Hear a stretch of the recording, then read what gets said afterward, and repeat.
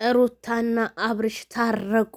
ብዙ ኮሜንታተሮች እንግዲህ ሲያስጨንቅ የነበረው ችግር አብርሃምና ሩታ ብዙ ጊዜ ወደ ሶሻል ሚዲያ የሚያመጡ ችግራቸውን እንጂ ደስታቸውን አያመጡም ሲሉ ብዙ ጊዜ ኮሜንታተሮች መጻፋቸው ቢታወቅም ዛሬ እኔም ታዲያ ነገሮች ሁሉ ገርመውኝ በቃ የአብርሃምና የሩታ ነገር መጨረሻው የሆነ ብዬ ወደ ካሜራማኔ አቀንቅኜ አንዳንድ ጥያቄዎችን ስጠይቀው ዜዶዬ ምን ሆነሽ ነው? እንዴት ይፋታሉ?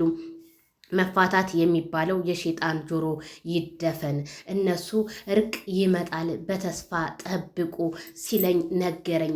ታዲያ ለምንድን ነው ብዙ ጊዜ ወደ ሶሻል ሚዲያ ደስታችሁን የማታመጡት ችግራችሁን እንጂ ስለው፣ በነገራችን ላይ ደስታ ብዙ ጊዜ ስለማይታይ ችግር ነው የሚታየው ብለን ነው ብዙ ጊዜ የሀዘን ቪዲዮዎች ወይም የጠብ ቪዲዮዎች የምንፖስተው ሲል ካሜራማኔ አስታወቀኝ። አረ እንዴት እንደዚህ ይሆናል? ብዙ ጊዜ እኮ ችግር ሲወራ ችግር ይደራረባል ስለው ነገሩን እውነሽን ነው፣ ግን ያው ወደ ሶሻል ሚዲያ የሚታየውም ቫይራል የሚወጣውም ችግሩ ነገር ነው፣ ደስታውን ደግሞ ፕራይቬት አድርገነዋል ሲለኝ በጣም ነው እየገረመኝ።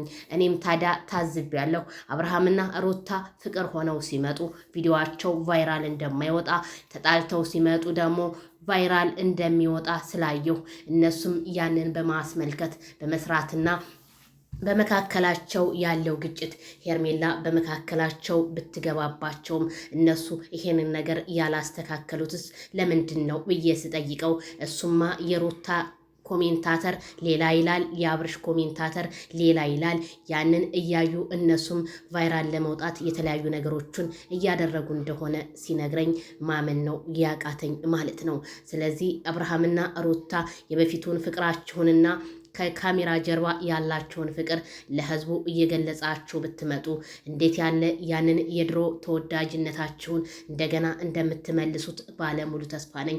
ምክንያቱም አሁን ላይ ልጁስ ህፃኑ ስለው ህፃኑማ እና መካከል ላይ ይቅር ወይ ግዴታ ከነሱ አብራክ ስለተወጣ ሶሻል ሚዲያ መንጣት አለበት ብለን እኛም በሱ አይዲያ አድርገን እየሰራን ነው ሲለኝ ነገረኝ።